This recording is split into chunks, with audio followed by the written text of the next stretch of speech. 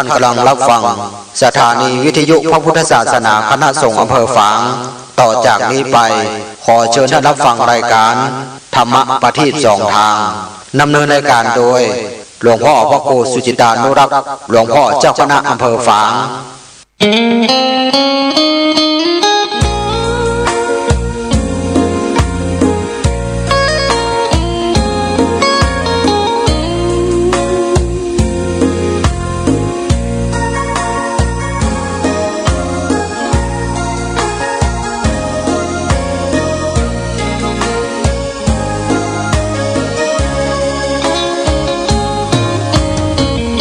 วัดวาอารามเรืองร้องพองฟ้าสืบสานนานมาล้านนาแดนไทยวัดพระบาทอุดมน้ำบ่อสาวาเล่าขานกันมานานไกลศาสนายิ่งใหญ่ของชนชาวไทยพระพุทธบาทจำลองของพระสัมมาองค์พระศาสดาพุทธบูชากราบไหว้องค์พระเจ้าฝางอุดมศิลป์ผู้สร้างสรรค์มานานไกลนามอุดมก้องไปสมในฉายาก่อนเป็นวัดร้างโบราณสืบสาน2524พระมหาราชครูเกษราปัญญาปรมาติกาจารย์จากวัดดับภัยเชียงใหม่สืบสานเวลาผ่าน131 ปีนานไกลวัดพระบาทอุดมรุ่งเรืองงามตาเจ้าน้อยบุญทาวงศาข้าหลวงพวงเชียงใหม่ปกครองหัวเมืองฟ้าทุ่มเทแรงกายแรงใจทุกชาติพันธุ์รวมใจรักษามัคคี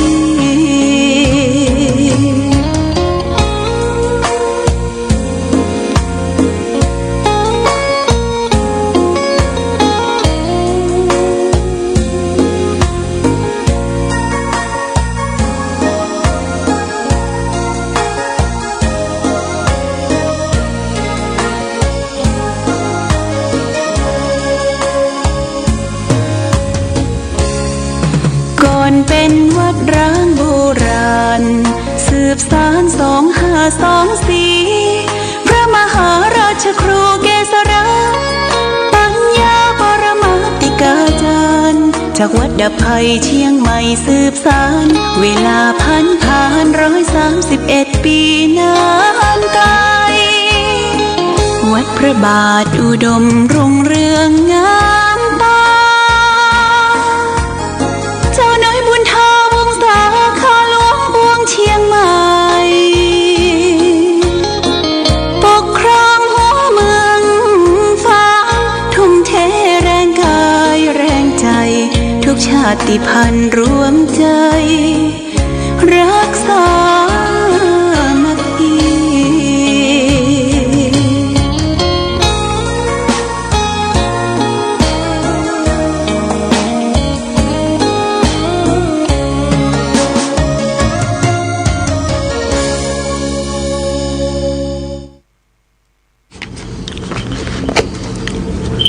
เจริญสุข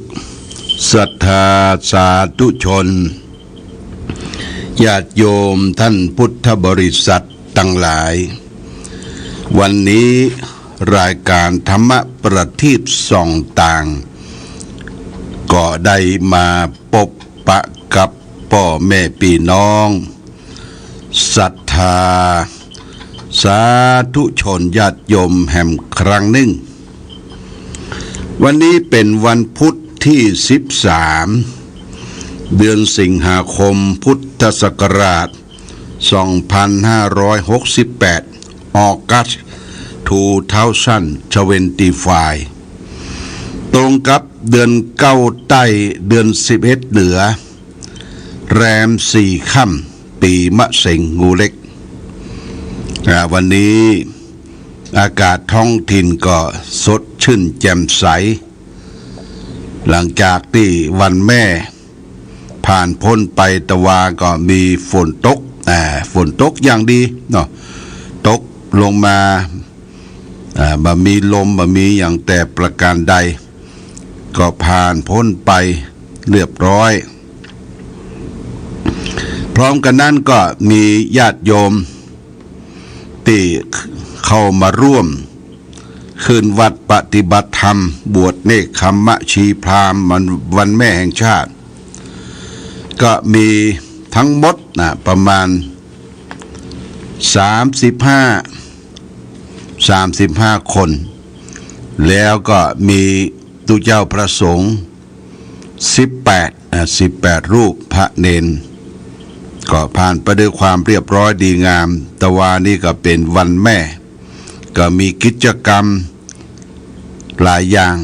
ทางอำเภอก็มีการนิมนต์พระสงฆ์เจริญพุทธมนต์ที่เทศบาลตำบลเวียงฝางหอประชุมแล้วก็มีทานทำบุญตักบาตรพระสงฆ์สามเณรจำนวน45 รูปแล้วตอนค่ำก็มีการไปจุดเทียนชัยถวายพระพรและที่วัดพระพุทธบาทอุดมก็ได้ทำกิจกรรมไหว้พระสวดมนต์เจริญพุทธมนต์ไหว้พระสวดมนต์แปร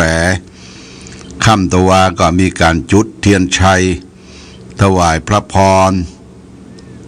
แด่สมเด็จพระนางเจ้าพระบรมราชินีนาถพระราชชนนีพันปีหลวงคล้ายวันพระราชสมภพวันเกิดของพระองค์ท่านผ่านไปด้วยความเรียบร้อยดีงามตึงขออนุโมทนาสาธุกับญาติโยมที่เดินทางมาส่วนมากก็จะเป็นพี่น้องดาละอ้างปะลองปีนี้มากันหลายก็ที่บ้านนอแลดอยอ่างขางบ้านนอแลดอยอ่างขางนี่มากันประมาณ10 กว่าท่านเบิ้นมากับนุ่งชุดสิ้นสีแดงวายคาดเอวแล้วก็เสื้อสีฟ้านี่แล้วเพิ่งก็มาถ่ายครัวเป็นนุ่งขาวห่มขาวแล้วก็มาไหว้พระสวดมนต์เดินจงกรมด้วยกันก็ผ่านไปด้วยความเรียบร้อยพี่น้องมาจากนอแลห้วยจนุแล้วก็ห้วยมักเลี่ยมพ่องเปิ้นก็เอาข้าวสารอาหารแห้งมาโดยเนาะเอาข้าวสารอาหารแห้งผลหมากลากไม้เป็นบะเต้าบะแตงเป็นอย่างหลายอย่างเอามาตานก็เอามาทำสำหรับกับข้าวเรื่องดูปูเสื้อกันก็นี่ผ่านไปด้วยความเรียบร้อยดีงามก็ขออนุโมทนาวันนี้ก็ทางผู้ปฏิบัติธรรมก็ได้เก็บรวบรวมถวายทานจตุปัจจัยเรียกว่าสัมระนิสงฆ์สัมระนิสงฆ์ธรรมระนิสงฆ์ก็เป็นปัจจัยทั้งหมดนั่นก็5,020 บาทนะสัมระนิสงฆ์หมายความว่าเราได้มานอนจองนอนวัดได้ใช้น้ำใช้ไฟได้พัดเพี้ยวปัดกวาดทำความสะอาดเช็ดถูดูแลความสะอาดทุกอย่างทุกที่แล้วก็มียอดปัจจัยมาถวายตอนเจ้าก่อนจะลากลับจากวัดไป5,020 บาทอนุโมทนาสาธุกับพี่น้องผู้ปฏิบัติธรรมทุกท่านถึงแม้ว่าเราจะบ่มานักมาหลายก็มากันแล้วบ่ให้มันขาดมาก็ร่วมกันพร้อมกันนี้ก็ต้องขอบคุณอนุโมทนากับแม่ศรีนวลสิทธิวังแม่ศรีนวลสิทธิวังนี้ก็ได้ร่วมทำบุญกันเทศสถานีวิทยุแ ม100 บาทได้รับเรียบร้อยแล้วโมทนาสาธุพร้อมกันนั้นก็ต้องขอขอบคุณกับแม่อุ่นแม่ละพรวงเมธาแม่อุ่นแม่ละพรวงเมธาบ้านสวนดอกฝางร่วมทำบุญสร้างโฮงกองหลวงแห่ม200 บาทโมทนาสาธุนะแล้วก็ขอโมทนากับแม่เราประกอยแม่เราประกอยแม่ลืมชื่อเปิ้นหอมมา200 บาทได้โอนมาแล้วก็ตังปะซางแห่มท่านก็100 บาทได้รับเรียบร้อยนั่นเนอะโมทนาสาธุทุกท่านที่ได้โอนมาร่วมทำบุญในวันแม่แห่งชาติมาณโอกาสนี้ขอให้ท่านทั้งหลายจงได้อยู่ดีมีสุขมีโชคมีใจคิดได้สมความมุ่งมา่ความปรารถนาให้อยู่ดีมีสุขอายุมั่นควรยืนกันจุผู้จุคนที่เขาได้ร่วมบุญร่วมกุศลด้วยกันถึงแม้ว่าสตางค์ปัจจัยมันจะบรรนักหนาปาปั้นสักใดก็มีน้ำใจร่วมกันเป็นค่าน้ำค่าไฟค่าการเทศและค่าชำระหนี้สงฆ์ก็ผ่านไปด้วยความเรียบร้อย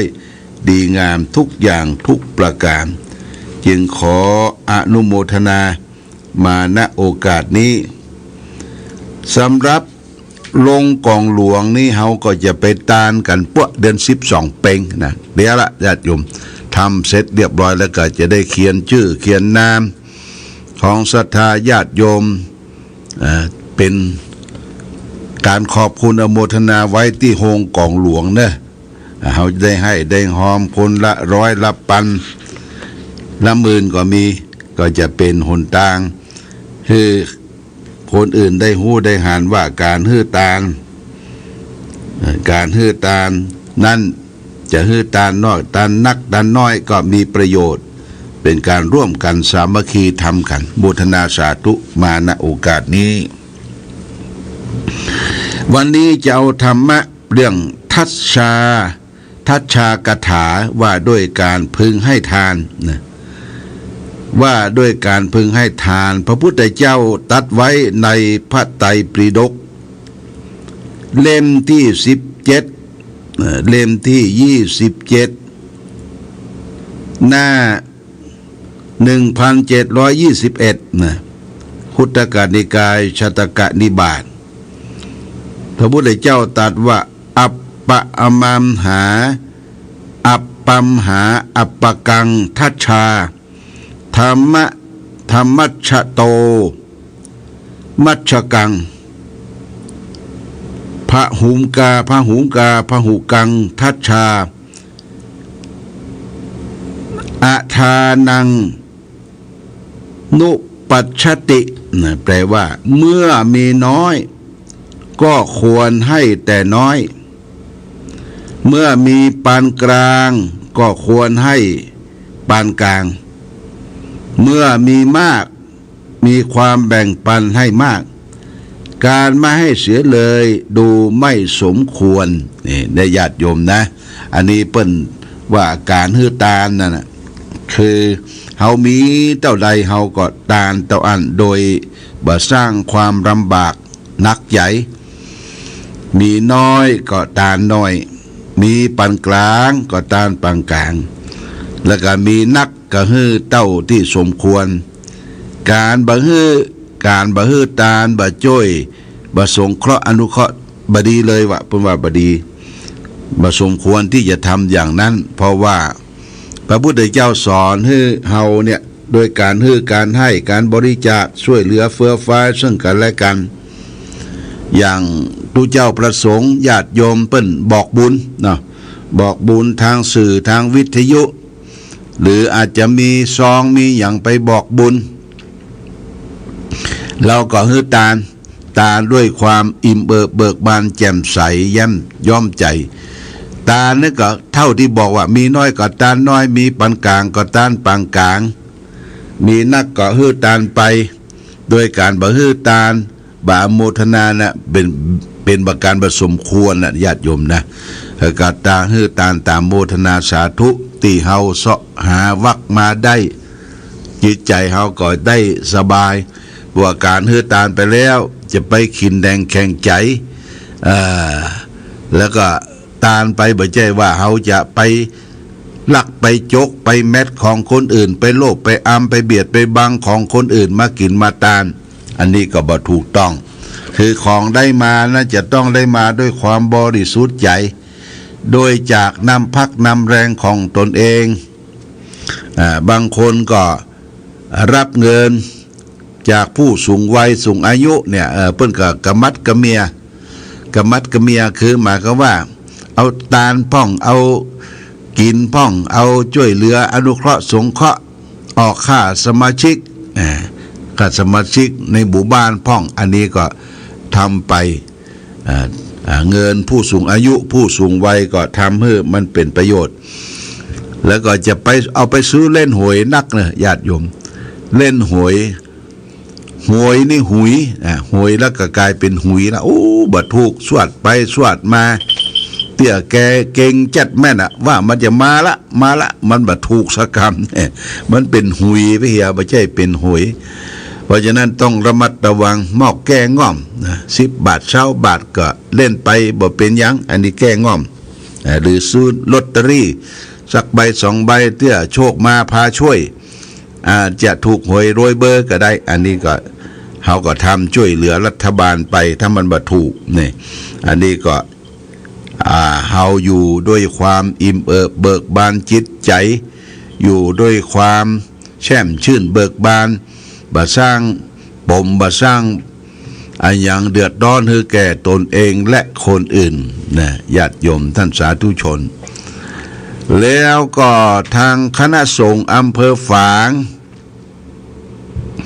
คณะสงฆ์อำเภอแม่อายคณะสงฆ์อำเภอชัยปราการ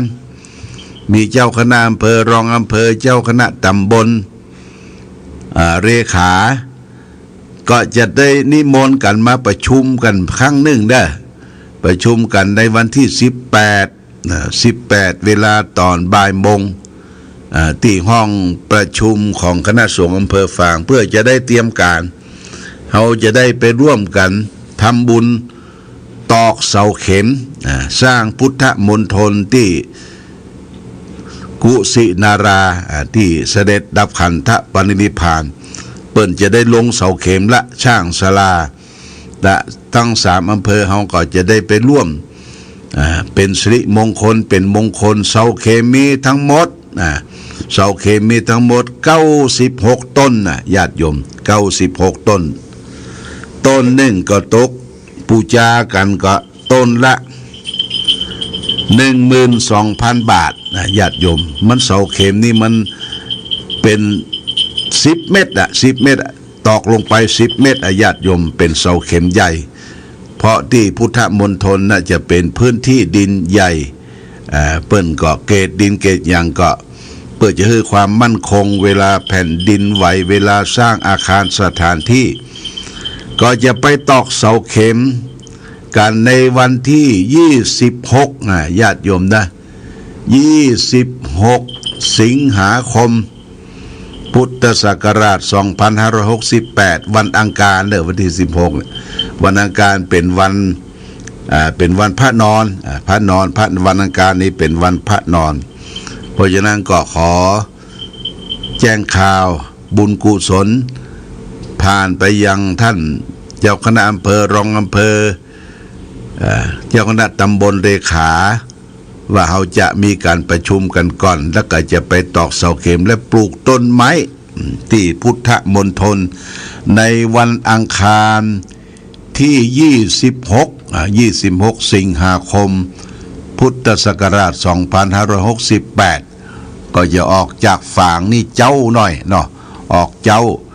ห่อเข้าติดญาติโยมก็ไปโดยทุเจ้าจะขอตำบลละกันเอารถตู้ไป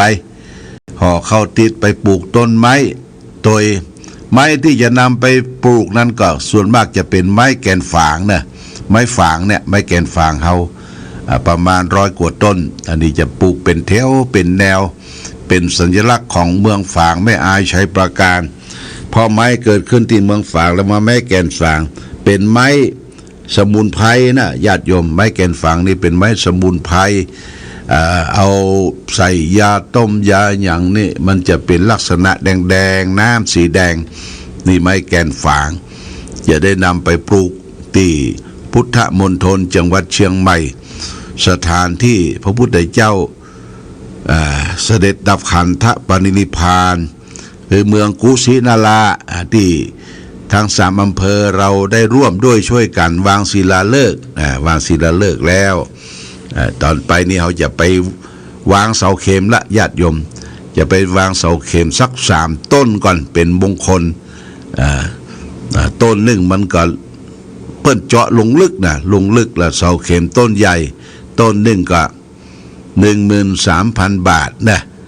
ไผมีจิตเจตนาศรัทธาอยากจะร่วมบุญร่วมกุศลหอมเป็นค่าเสาเข็มที่จะทำบุญกันในวันที่26ก็ติดต่อได้นะติดต่อได้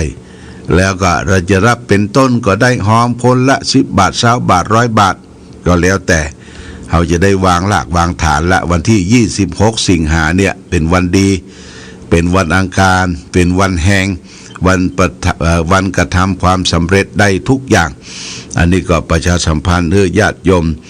ท่านสาธุชนทั้งหลายผู้มีจิตศรัทธาได้รับทราบมาณโอกาสนี้วันนี้รายการธรรมะประทีปส่องต่างได้มาพบก็อู้เรื่องของการตานนั้นเปิ้นว่าเฮามีน้อยตานน้อยมีปานกลางตานปานกลางมีนักเกาะตานเท่าที่จะฮื้อได้การบ่ฮื้อตานั้นบ่สมควรเปิ้นว่าบ่สมควรคือช่วยเหลือเฟื้อฟายอนุเคราะห์สงเคราะห์ซึ่งกันและกันเขาก็จะมีความสุขโดยการสร้างทานบารมีให้เกิดขึ้นอย่างนี้เป็นต้นเอาละวันนี้รายการธรรมะประทีปส่องต่างได้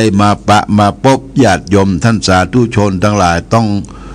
ขอลาไปก่อนและญาติโยมที่มาบวชนี่ก็ปิกกันละนะปิกกันหมดละทายชุดกันละชุดขาวเป็นชุดแดงชุดพี่น้องปะล่องก็ปิกละตั้งปุ้นนอแลห้วยหมากเลี่ยมห้วยจนุและพี่น้องไตก็ตั้งปุ้นปังปอยแม่อามโกดคำก็มากันหลายท่านโมทนาสาธุทุกท่านอยู่ดีมีสุขมีโชคมีใจเขาจะมาพร้อมกันในครั้งหนึ่งในวันพ่อแห่งชาติวันที่3 4 5 6 ธันวาคมนั่นมาพร้อมกันครั้งหนึ่งนะอันนี้ปฏิบัติธรรมถวายเป็นพระกุศลแด่พระบาทสมเด็จพระเจ้าอยู่หัวพระบรมราชินีนาถในวาระโอกาสวัน12 สิงหามหาราชินีผ่านไปด้วยความเรียบร้อยเอาละวันนี้หมดเวลาหมดก็ทองขออำลาพาจากญาติโยมท่านสาธุชนไปก่อนรายการธรรมะประทีปส่องต่างต้องขอลาก่อนขอผู้ฟังจงตั้งมั่นจิตหันษาด้วยธรรมะขององค์พระพุทธาได้นำพาให้เกิดความสุขสงบเย็นขอเจริญพร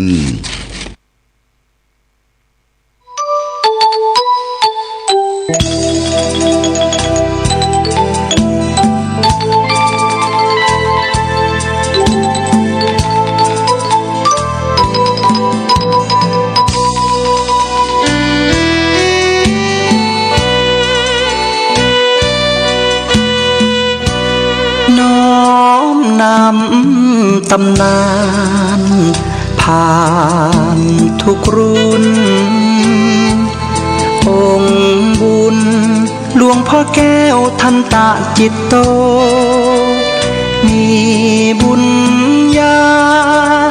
บารมีมากโคมีพุทโธเป็นที่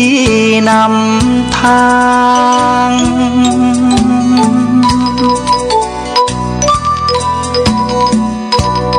แคว้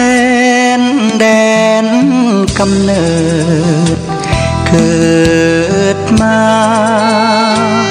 บ บ้านสันป่าคาอำเภอแม่อายตำบลแม่สาว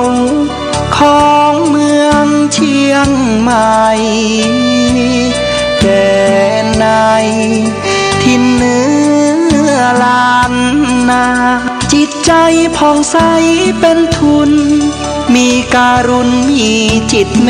ตตาไฟหาธรรมะน้อมนำ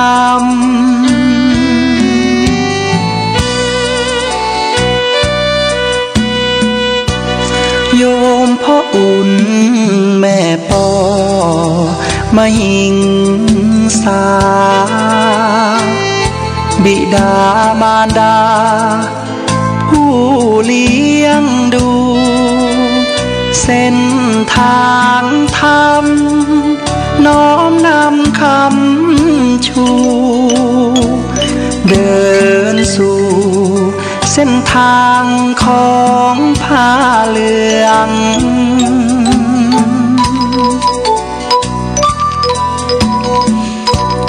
เป็นเจ้าอาวาสวัดพระบาทอุดมน้ำบ่อสาวาน้ำนี้ลือเลืองเป็นเจ้าคณะอำเภอพัฒนารุ่งเรืองฟูเฟืองเทศธรรมปทักกถาหยิบยกอุปมาเมตตาชื่นชีวาญาติโยมผู้ฟังพร้อมพรังญาติโยมศรัทธา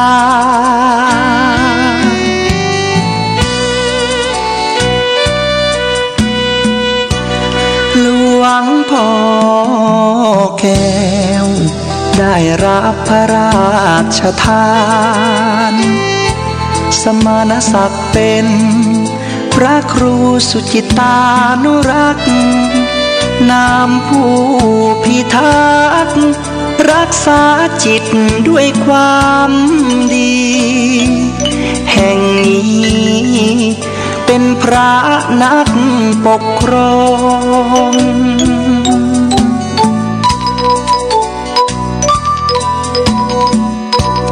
พรหม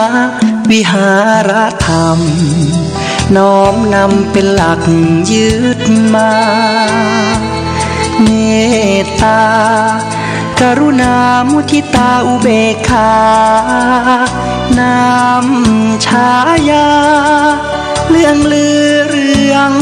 รองเนืองนองด้วยคุณธรรมตำนานแห่งทรงองค์เจ้าจารึกเอาบทความน้อมนำเลิศล้ำหลวงพ่อแก้วท่านตั้งจิตโต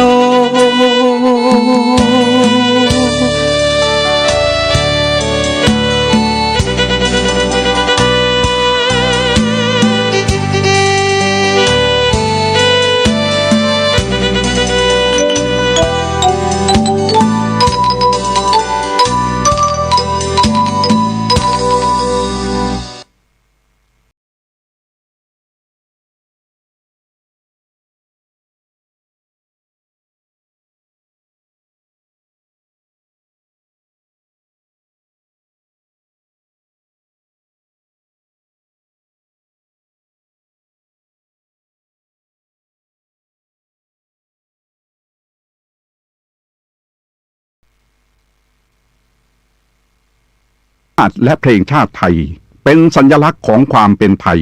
เราจงร่วมใจยืนตรงเคารพธงชาติด้วยความภาคภูมิใจในเอกราชและความเสียสละของบรรพบุรุษไทยประเทศไทยรวมและเชื้อชาติไทยเป็นประชารัฐผ้าไทยของไทยทุกส่วนอยู่ดำรงคงไว้ได้ทั้งมวลด้วยไทยล้วนหมา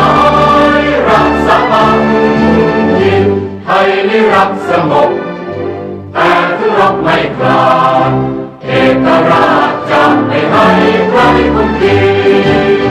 สละเลือดทุกอย่างเป็นชาติทะเลพลังประเทศชาติไทยก็เวทีชัยชโย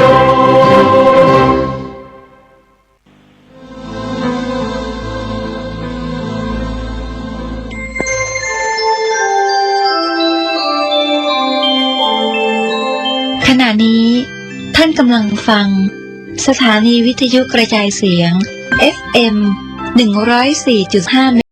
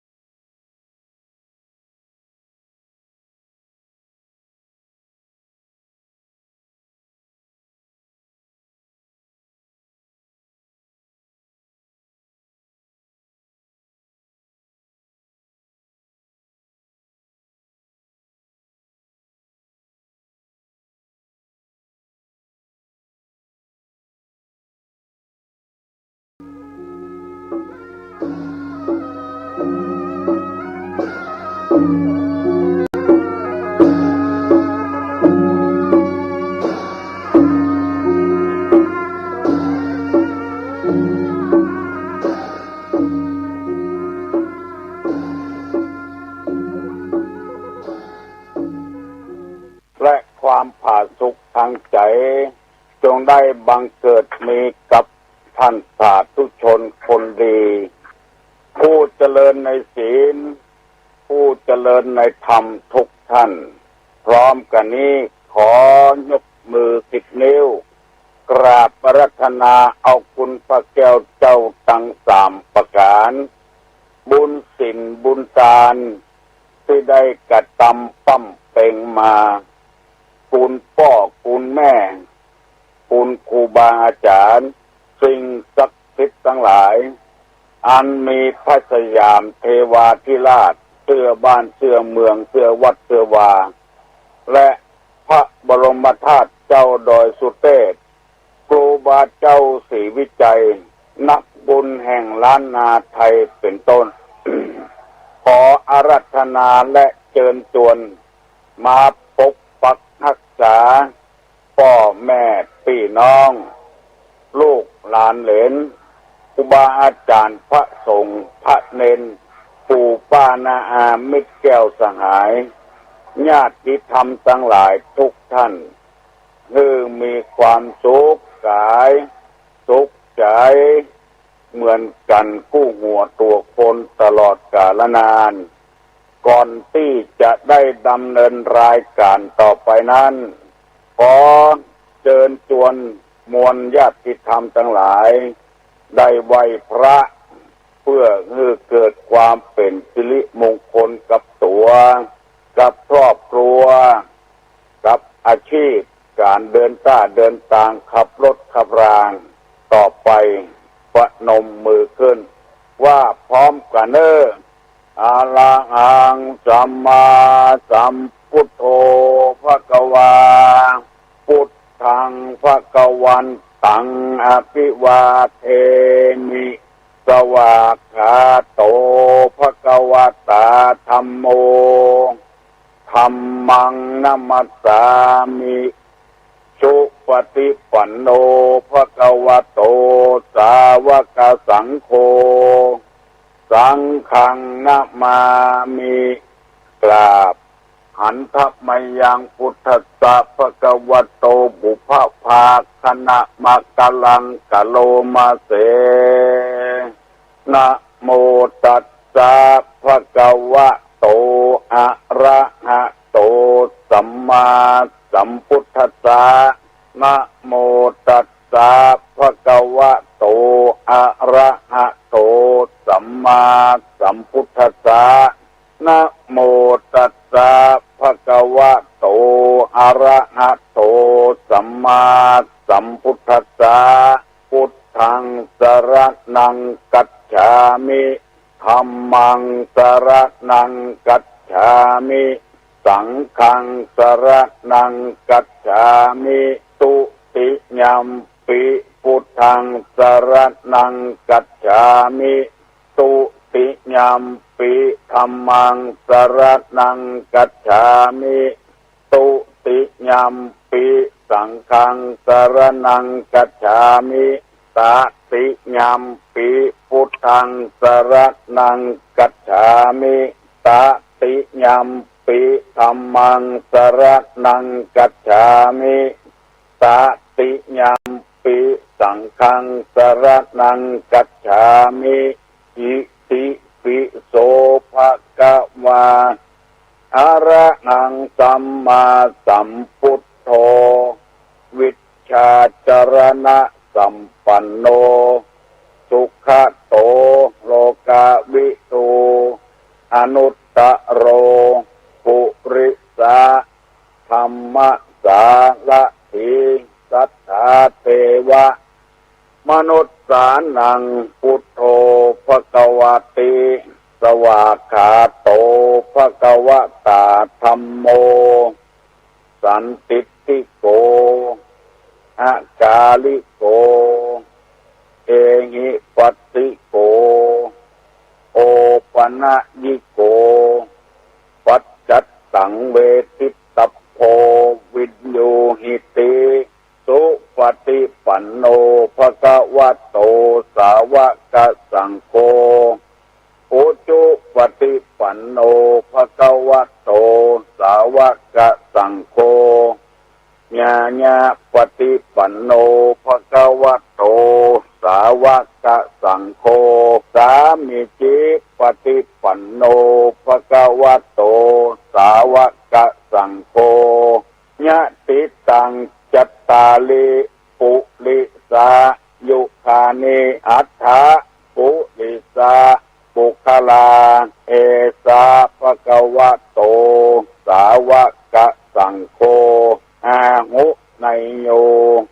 ฝาหุไนโยทักขิไนโยอัญจลิกาลนิโยอนุตตลังปุญญเขตังโลกัสสติลาบหนึ่งกราบสองกราบสามกาเลนะธรรมัสสวนังเอ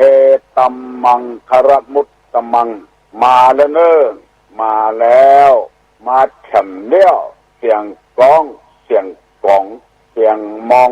ต่ำเข้าเสียงตู้เจ้าเทศนาธรรมมาถึงบ้านมาถึงเฮือนมาถึงในเฮือนมาถึงในมุ้งในสุดมาถึงในห้องน้ำห้องครัวมาถึงในรถมาถึงกุฏิกุฏางที่ท่านผู้ฟังทั้งหลายเปิดวิทยุรับฟังอยู่มาแล้วมาทุกวันบ่มีวันปิดตั้งแต่6 โมงถึง 7 โมงเอาธรรมะมาท่านผู้ฟังทั้งหลายที่โหมที่ชอบได้สดับตับฟังเป็นวันเป็นวันเป็นวันเป็นเจ้าเป็นเจ้าเป็นเจ้าท่านผู้ที่ยังบ่เคยฟังก็จะได้ฟังตลอดไปได้นำเอาธรรมะมาเสนอท่านทั้งหลาย บ่ได้บังคับฮือกันฟังฮือกันปฏิบัติเพียงแต่เสนอเท่านั้นเหมือนกับเปิ้นประกาศขายสินค้าต่างๆในวิทยุจะซื้อก็ได้บ่ซื้อก็ได้สุดแล้วแต่ไผแต่มันแต่ธรรมะนี้ปรารถนาอย่างเดียวอยากให้ต้านฟังแล้วลองนำไปปฏิบัติดูให้ได้เข้าอกเข้าใจเมื่อตะวาเป็นวันแม่ได้เชิญชวนแม่ทั่วอำเภอแม่ริมมารับเกียรติบัตรบ่ได้มีการแข่งการขันกันคนใดมาคนนั้นได้รับ90 กว่าคนในอำเภอแม่ริมส่งหนังสือไปล่วงหน้าแล้วปรากฏว่ามาเหี่ย60แถม30ฝ่ายนั้นน่าเสียใจคัดข้องกะว่าผู้นำของหมู่บ้านบ่ได้ปฏิบัติตามหน้าที่คือบ่ได้บอกคือชาวบ้านเลยบ่ได้รับเกียรติบัตรโดยเปิ้นสกรรมตุลงมาอ่านพอความคิดความหันแต่ละคนซึ้งใจมากมีวิธีใดสอนลูกเป็นแม่ดีเด่นได้ข้อหนึ่งอบรมสั่งสอนลูกบ่ให้ข้องเกี่ยวในอบายมุข2อบรมสั่งสอนลูกบ่ให้ไปทะเลาะเบาะแว้งกับเพื่อนชาวบ้าน3สอนลูกให้ช่วยเหลือผู้ด้อยโอกาสเปิ้นถามแถมว่าชีวิตที่ผ่านมาภูมิใจมากที่สุดคืออะไรบางคนก็เขียนว่าภูมิใจมากที่สุดมีครอบครัวดีคือมีสามีที่ดีบ่กินเหล้าบ่กินยาบ่ดูแควนเมียมีลูกที่ดีจนจบปริญญาโอ้ซึ้งอกซึ้งใจบางรายถามว่าปฏิบัติอย่างไรต่อสังคมเปิ้นเปิ้นมีการมีงานช่วยเปิ้นถึงเวลาเฮามีการมีงานเปิ้นมาช่วยเฮาบ่ต้องไปซื้ออาหารสำเร็จเปิ้นมาช่วยทำอาหารภูมิใจแล้วก็ใส่บาตรทุกวันพระ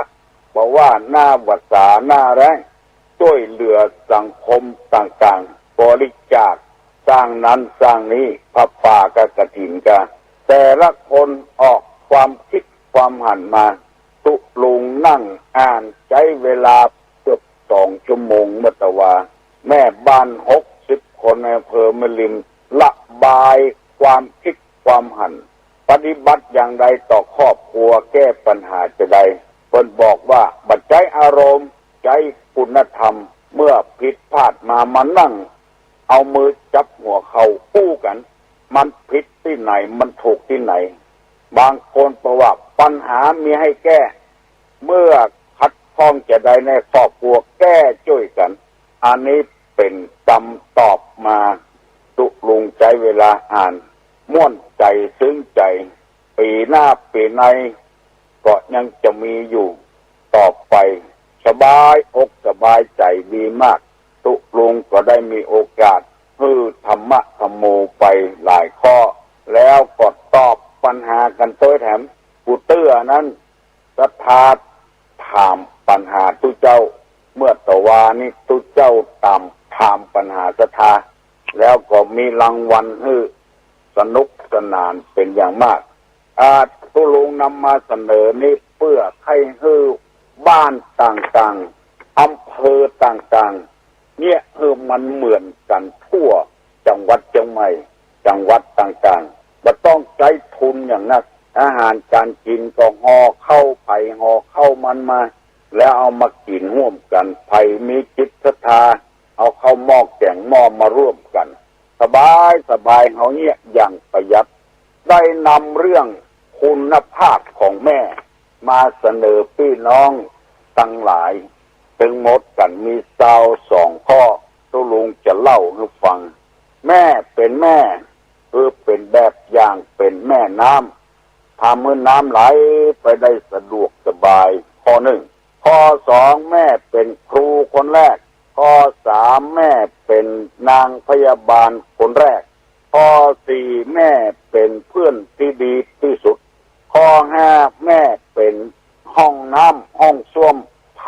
ยะคือลูกข้อ6แม่เป็นแม่ครัวที่ทำอาหารคือลูกข้อ7แม่เป็นแผ่นดิน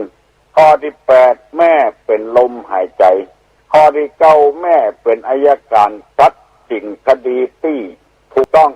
ข้อที่10แม่เป็นศาลยุติธรรมบ่เอ็นเอียงไปทางใดเพราะว่ายุติธรรมที่สุดบ่มีการกินเบี้ยกินเงินกันศาลยุติธรรมบางเตื้อเขาก็ได้ยินว่าทางใดเงินนักทางนั้นก็ชนะความทางใดเงินน้อยทางนั้นก็การแต่แม่นี่บักกินนอกกินในกระไผ่ข้อที่11แม่เป็นคนใจคนแรกของลูกใจรับใจลูกทุกอย่างแม้แต่อาบน้ำอาบผ้ากาซักผ้าซักครัวกาโดยบักคิดเงินคิดทองกับลูกข้อที่12แม่เป็นถนนและเป็นยานพาหนะที่ให้ลูกได้ไต่จนเป็นผลสำเร็จว่ามีการเกิดเก็บบานบัดผ่านประตูเหมือนกับเอาไปเข้าชมสถานที่ต่างๆเก็บคนละสาวแม่นี่ผ่านได้ตลอดเวลาข้อที่13แม่เป็นธนาคารเคลื่อนที่เบิกได้ตลอด24ชั่วโมงข้อที่14แม่เป็นตู้เย็นเปิดพบจะกินอะไรอย่างในตู้เย็นผลไม้ขนมน้ำขวดมีหั่นหมดข้อที่15แม่เป็นรั้วกั้นปกป้องลูกตลอดเวลาข้อที่16แม่เป็นที่นอนอันอบอุ่นข้อที่7เป็นพรหมของลูก18เป็นกุญแจให้ลูกข้อที่19เป็นดวงใจที่20เป็นดวงตาที่21แม่เป็นคนเล่านิทานข้อที่22แม่เป็นผู้อภัยให้ลูกเสมอได้อธิบายเรื่องแม่มา2 วันแล้ววันนี้ขอลืมไม่ใช่ขอลืมขอต่อแถมวันแล้วเอาจะได้ฟังธรรมะกันต่อไปที่ตุลุงเล่าให้ฟังเวลานี้ก็เป็นธรรมะไปในตัวเพื่อบ่ให้ลูกได้ลืมบุญคุณของแม่ที่ได้เป็นมีคุณภาพต่างๆที่กล่าวมานี่ถึง2ข้อเมื่อตะวันเล่าถึงข้อที่14ว่าแม่เป็นตู้เย็นข้อที่15ว่าแม่เป็นรั้วกั้นสัตว์หลูปกป้องบ้านของเฮาทุกบ้านวัดทุกวัดต้องมีกำแพงเพื่อการงูเลี้ยวเกี้ยวก่อนเป็นคนปลอกแปลกหน้าแปลกตาเข้ามาในบ้านในจองบางทีจะมาลักเข้าลักของหยิบอันหยิบนี่บ่เหลือมีหัวแล้วบนหลังหัวเอาเศษแก้วต่างๆเข้าปกไว้ปักไว้เพื่อคนเข้ามาก็ยังกลัวหายอยู่แม่นี่ก็เหมือนกับหัวลูกได้นอนได้สบายป้องกันสัตว์หลูเมื่อน้อยๆนอนอยู่กลัวยุงมาไต่กลัวให้มาตอมเอาผ้าเขาฟาดให้ลูกประเดี๋ยวนี้ยังแขวนน้อยมีมุ้งกางให้ลูกพวกลูกไว้ปกป้องไว้อันตรายต่างๆที่เกิดขึ้นกับลูกนั้นแม่จะเป็นหัวป้องกันตลอดเวลาเมื่อลูกบ่มีความผิดแม่เป็นคนแรกที่จะไปเป็นคนประกันความดีของลูกเมื่อลูกไปทำความผิดแม่ยังปกป้องลูกอยู่เมื่อลูกทำความผิดปกป้องทุกอย่างอาหารที่มันเป็นพิษเป็นภัยก็บ่ให้ลูกได้กินผ้าที่มันสกปรกโสมมก็บ่ให้ลูกได้นุ่งได้ย่องเกิบกากรองเท้ากาหมูนี้ปกป้องอันตรายที่ลูกจะไปย่ำใส่น้ำสารพัดอย่างเหมือนกับไก่เมื่อมีอันตรายมาจะห้องลูกเข้าอยู่ในปีกปกเอาไว้หมดเลยบ่ฮื้อหุงบ่ฮื้อแหลว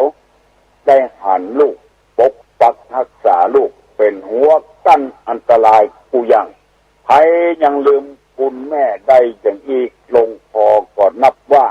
จากแล้วถ้าจะเป็นอย่างสักอย่างมาเกิดถ้าไปอย่างอันก็ได้รับข้อมูลที่ผิดไปคบเพื่อนคบฝูงที่บดีบ่รู้จักคุณแม่ที่นำมาเสนอเพื่อให้ลูก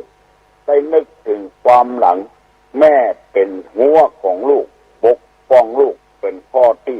15วันนี้จะเรื่องมันหมดแต่วันนี้ข้อที่16แม่เป็นที่นอนอันอบอุ่นอุ่นอกอุ่นใจให้ลูกว่าไปที่ไหนมาที่ไหนก็ตึงได้กินละแม่ดาหันตกไว้ท่าอย่างที่เฮาได้ยินว่ากล่องข้าวน้อยฆ่าแม่ไปทำนาแม่เอาเข้าไปส่งหันกล่องข้าวน้อยเดียวโกรธคือแม่ว่าเนี่ยการเต็มที่ได้เอาข้าวน้อยเดียวมาให้กินเอาแอกบุกแม่จนกว่าตายเพื่อเอาเข้ามากินเท่าใดก็บ่หมดนึกถึงคุณของแม่คือความอบอุ่นกล่องข้าวน้อยแต่ข้าวมีนักมานึกถึงบุญได้กุศลได้สร้างธาตุไว้ให้แม่เจดีย์ไว้ให้แม่มีเตาฮอดบ่เดียวชื่อว่าธาตุเจดีย์กล่องข้าวน้อยฆ่าแม่คือความอบอุ่นอยู่ตลอดเวลาข้อที่17แม่เป็นพรหมของลูกตามที่ท่านทั้งหลายได้ฮู้คำว่าพรหมนี่แปลว่าผู้ใหญ่ต่อลูกตลอดเวลาพรหม4หน้าคือมีคุณธรรม4อย่างเมตตาปรารถนาอยากให้ลูกเป็นสุขกรุณาสงสารคิดจะคือพ้นทุกข์มุทิตาวางเฉยพอดีใจบ่เสียใจว่ามุทิตาพอยินดีเมื่อลูกได้ดิบได้ดีได้อะไรอย่างมารับปริญญากาเชื่องเงินก้าฮือเฮียนไปแล้วกี่หมื่นกี่บาทกี่แสนบ่ฮู้ลูกรับปริญญามายังมาฉลองฮือลูกยังอยู่ไปกินเที่ยวโรงแรมเพิ่นจวนเพื่อนจวนฝูงอันนี้ก็คือกรุณามุทิตาก็ยินดีเมื่อลูกได้ดีเลี้ยงลูกมาจนครบบวชเสี่ยงเงินบวชคือลูกโดยแถมเป็นหลายหมื่นมุทิตาคนอื่นบัดเนี้ยบ่ทำมีแม่เท่านั้นที่ทำให้ลูกหมู่นี้เป็นต้นอุเบกขาวางเฉยเมื่อลูกเสียอกเสียใจก็บ่ซ้ำบ่เติมลูกได้ดิบได้ดีเป็นเกี่ยวนายพลนายพันเป็นผู้ราชการจังหวัดก็บ่ดีใจบ่ตื่นเต้นนายกไปหาแม่แทนที่แม่จะประดับประดาทำดอกทำแปลงดอกแปลงดวงต้อนรับนายกแม่ก็บ่เนี้ยอย่างทักอย่างลูกมาก็มาอย่างอันบ่เหมือนกับคนธรรมดาเฮาถ้าไผจะไปอย่ามานี่ต้อนรับเป็นอย่างไว้แต่แม่เป็นอย่างอันเรียกว่าวางเฉยไม่ดีใจไม่เสียใจเมื่อผู้อื่นถึงความวิบัติอันนี้คุณธรรมของแม่เป็นพรหมของลูกข้อที่18แม่เป็นกุญแจคือเป็นขัดแจลูกต้องการในอย่างเปิดคือลูกตลอดเวลาเปิดอกเปิดใจให้ลูกมีปัญหาอันใดจะให้แม่แก้ไขโดยบ่คิดเงินบ่คิดทองอะไรอย่างบ่ได้ไปปรึกเหมือนกับที่เพิ่นไปปรึกษาทนายถ้าปรึกษาทนายก็ต้องเสียเงินเสียทองแล้วเพราะไปได้ได้เรียนมาปูจาครูของเพิ่นยะหยังก็จะต้องเสียเงินเสียทองไปเจิญปู่จานมารัตนาก็ต้องใส่ขันให้ปู่จานไปขอปู่จานมาขึ้นเต้าตั้งสี่ก็จำเป็นจะต้องใส่ขันให้ปู่จานสำหรับแม่นี้บ่ต้องใส่ขอบใส่ขันอย่างเลยทำให้ลูกตลอดเวลาเป็นกุญแจเปิดให้ลูกว่าเหมือนกับคนอื่นถ้าปิดประตูแล้วปิดกระแจแล้วเข้าไปได้ละที่ราชการจะจำให้5 โมง 6 โมงเข้าไปได้แต่แม่นี่เข้าได้ตลอดเวลาบอกว่าเมื่อค่ำเมื่อคืนไปเอี่ยวมาดึกดึงคืนเปิดประตูให้ลูกหัวอกหัวใจแม่ดีประป่านนี้ลูกคนใดยังบ่คิดถึงคุณของแม่เตื้อก็แสดงว่ายังบอกหูเรื่องเตื้อก็คือปากันตอบแทนบุญคุณของแม่แล้วแม่เป็นดวงใจของลูกบอกว่าลูกมี7 คนก็เป็นหัวใจของแม่ผู้คนแม่ฮักแม่ถนอมดังหัวใจของแม่ผู้คน ว่าลูกคนนั้นจะเป็นคนร้ายคนชั่วมีหลายคนเคยมาปรึกษาหารือกับตุลุงบางทีก็ไปขอแปลงเตียนลูกหนีออกบ้านพอโคตรน้อยเดียวบันไดแม่ว่ากินแหงได้ว่าลูกออกบ้านออกจองมาดวงใจยังผูกพันกับลูกที่หนีออกบ้านออกจองไปอยู่ไปที่อื่นอยู่ไปถามหมอถามเมื่อสะปะสะปืนแม่เป็นดวงตาของลูกนั่นก็คือลูกได้รับความสว่างไสวแม่เป็นเป็นตาพอเนื้อลูกตลอดเวลาปล่อยลูกพอลูกพอเนื้อลูกได้คาดจากสายตาเนี่ยลูกก็เป็นดวงตาของแม่ก็เป็นดวงตาของลูกแม่เป็นคนเล่านิทานตุลุงยังจำได้อยู่เล่านิทานให้ตุลุงฟังเขาไปเลี้ยงงัวเลี้ยงควายต่างส่งหมู่เพื่อนชอบชวนไปเล่นลูกกงเล่นอีแจ๋แล้วบ่พองัวบ่พอควายเปิ้นมาบอกคือแม่ว่าเมาไปเล่นกับละอ่อนเหียบ่พองัวบ่พอควายแม่ก็มานั่งสอนตุลุงเมื่อน้อยๆตุลุงยังจำอยู่ตอนฮอดประเดียวเปิ้นว่ามีคนอยู่2 คนติ้วกินส้มมาปุ๊กหนึ่ง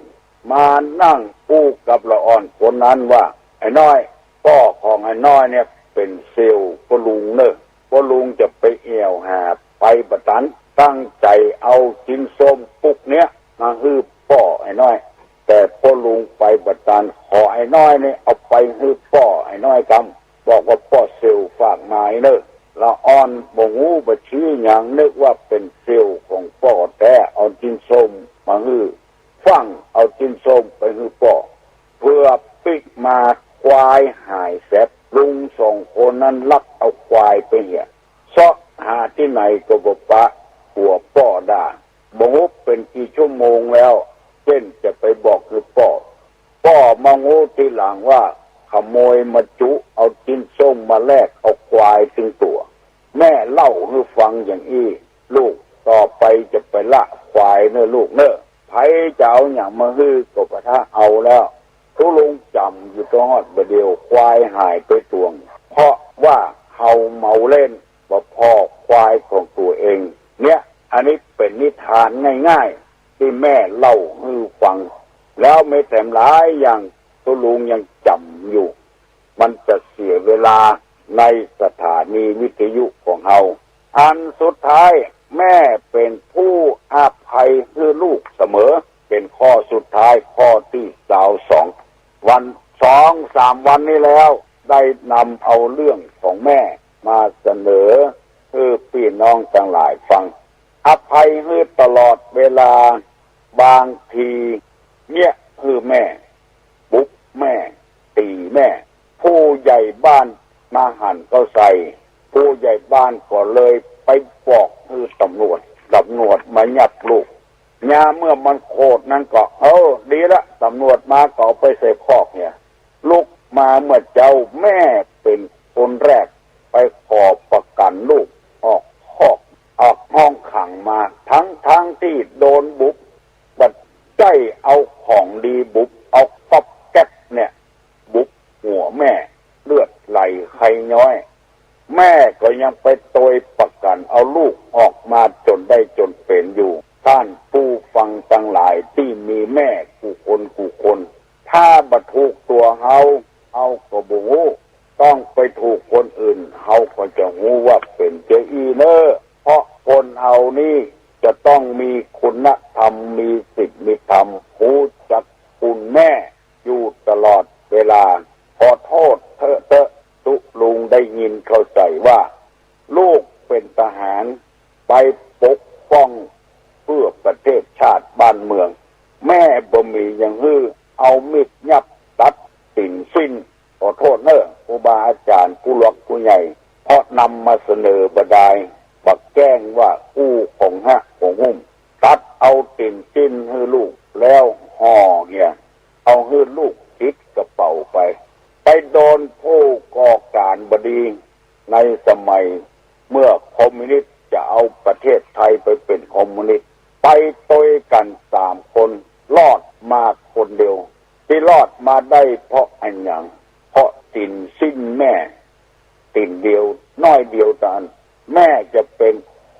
ภัยให้ลูกอยู่ตลอดเวลาเมื่อลูกทำอะไรอย่างมา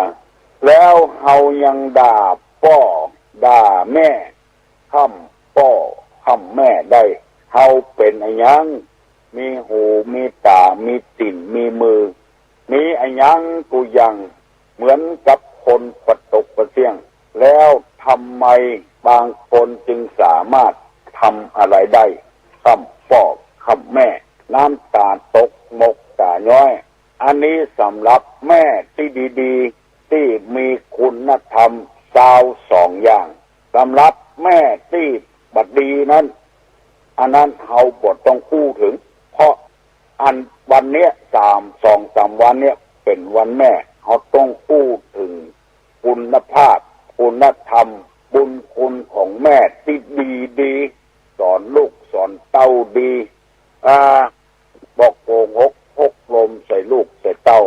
เอานำมาเสนอพี่น้องทั้งหลายเพื่อเมื่อได้เข้าใจว่าแม่ของลูกจะเป็นอย่างนี้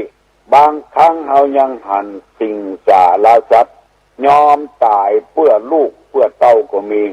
บัดอันนี้บัดใจนิทานเป็นเรื่องจริงตุลุงไปอ่านเป็นหนังสือพิมพ์ทางภาคใต้เปิ้นทำสวนมะพร้าวนักมะพร้าวชาวเกาะเป็นว่ามันมีเกาะนักเจ้าของสวนไปปะใส่งูอันอย่างหมูตัวใหญ่มันข่างลูกมันห่วงลูกมันฟักไข่อยู่กอดไข่ไว้เจ้าของสวนมะพร้าวให้ได้ไข่งูสแกนเอาไม้ไปง้างไปปึดจะใดก็บ่ได้ไม้เป็นเล่มหักไปหมดแม่มันกอดลูกมันไว้กอดไข่ไว้ความใครได้ของเจ้าของสวนใครได้ใบใครได้เงาพยายามจะได้จนเป็นเกาะตึงบ่ยอมเพื่อนายพานเอาไข่ไปจนในที่สุดนายพานไปแจ้งนายพานเจ้าของสวนมะพร้าวเอาใบมะพร้าวที่มันแห้งปกงูตัวนั้นไว้พอได้พอประมาณแล้วเอาไฟเข้าเผาใบมะพร้าวแห้งไฟลูกแตนที่งูตัวนั้นมันจะหนีมันหักลูกมันกอดลูกมันไว้จนป้นยอมตายเพราะไข่ที่อยู่ในกล่องนั้นบ่ยอมลุกบ่ยอมหนีเลยอันนี้ท่านผู้ฟังทั้งหลายเป็นเรื่องจริงที่เกิดขึ้นมาแล้วประมาณสัก50 กว่าปีที่ตุลุงไปอ่านหนังสือสลดใจเป็นอย่างมากถ้ามีสื่อมวลชนเจริญอย่างอีกจะถ่ายรูปออกมาอันนี้ปัจจัยนิทานเป็นเรื่องจริงยอมตายเพราะลูกอันนี้เป็นสัตว์เดรัจฉานเป็นงูเป็นไก่เป็นนกแถมสารพัดอย่างนกไส้อันนี้เป็นนิทานแต่งห่างไว้อยู่ใกล้ต่างมีจ้างเกเรตัวหนึ่งมาปะใส่นกไส้แปลงห่างเดินทางมาเอางวงปัดไปเลยไปปะใส่ห่างนกไส้บอกว่าโอ้อัญญาจ้างเว้ยข้ากำลังฟักไข่อยู่ลูกของข้ากำลังน้อยๆอยู่ขอจะไปมาทำลายข้าเถอะจ้างตัวนั้นก็บอกฟังเอางวงฟาดห่างไข่ลูกตายไปหมดแม่ก็เกิดความแค้นใจเพราะหักลูกเหลือขนาดลูกกำลังน้อยอยู่มาฆ่าลูกตายถึง2พอดีแม่นกไส้มีเปื้อนอยู่หลายอย่างมีกามีแมงโงนแล้วก็มีกบไปบอกคือกากับมาปากันมาซับกันตาจ้างเกเรตัวนั้นซับตาเป็นปบเป็นหอยพุ่งตาชุ่มซามไปหมดเลือดย้อยเลือดออกพอเลือดย้อยเลือดออกนกไส้ก็ไปบอกแมงโงนมาไข่ขังใส่ตาจ้างเป็นหนอนยุบหยับได้รับความทุรนทุรายเป็นอย่างมากบ่ได้กินหญ้าบ่ได้กินน้ำแล้วไปบอกกบก็ปากันไปอยู่ปืนทำห้องกัน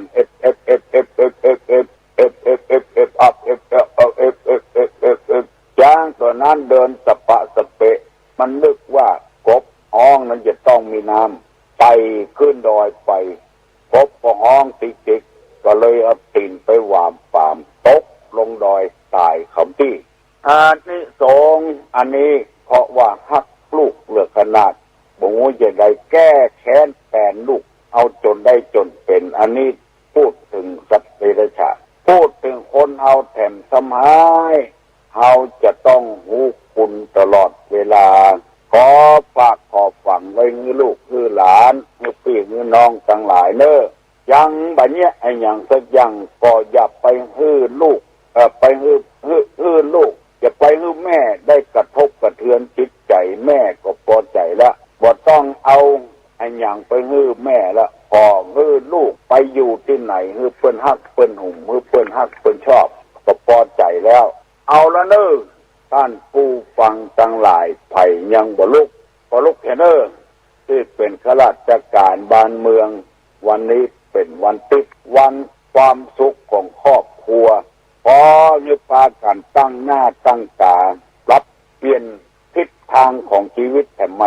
มีปัญหาอันใดก็ปรึกษาหารือกันเพื่อเป็นครอบครัวที่อบอุ่นภายในจะไปนำออกภายนอกจะไปนำเข้าปรึกษาหารือกันดีๆจะไปทะลายด่าไปเลยว่าไปเลยความอบอุ่นเกิดขึ้นลุกไปไดเนอร์ที่บัดได้เป็นข้าราชการบ้านเมืองที่เป็นข้าราชการหันปัญญาการในอิฐได้อิฐบอดจะนอนอยู่ก็ได้ฟังวิทยุฟังตุลุงอยู่ก็ได้นอนไปเรื่อยๆเพราะคนปิดมือ3 วันก่อนวันจันทร์นี้ชดเชยเพราะว่าวันเสาร์นั้นเป็นวันแม่แทนที่เพิ่นชดเชยให้หลายวันวันจันทร์นี่ก่อนยังปิดกันอยู่ยังสบายเถอะสำหรับคนที่เนี่ยเวียกเนี่ยการดังไฟนึ่งข้าวหุงแกงไปโดยแล้วขอบคุณหลายคนบอกว่าปวดใจบอกว่ามียิงได้มานั่งพูดตุลุงเป็นส่วนตัวก็มีโทรศัพท์มาก็ดีว่าประเดี๋ยวเนี้ยเมียผมยังแฟนท่องละเนิดตุลุงเนอตั้งแต่ได้รับข้อมูลอันถูกต้องจากตุลุงบอกงูนหันทันแล่นไปใจอารมณ์บางคนว่าผัวผมก็ดีผัวข้าเจ้าก็ดีมาจัดหนักละเนอกินเหล้ากินยามาบัทละทลาย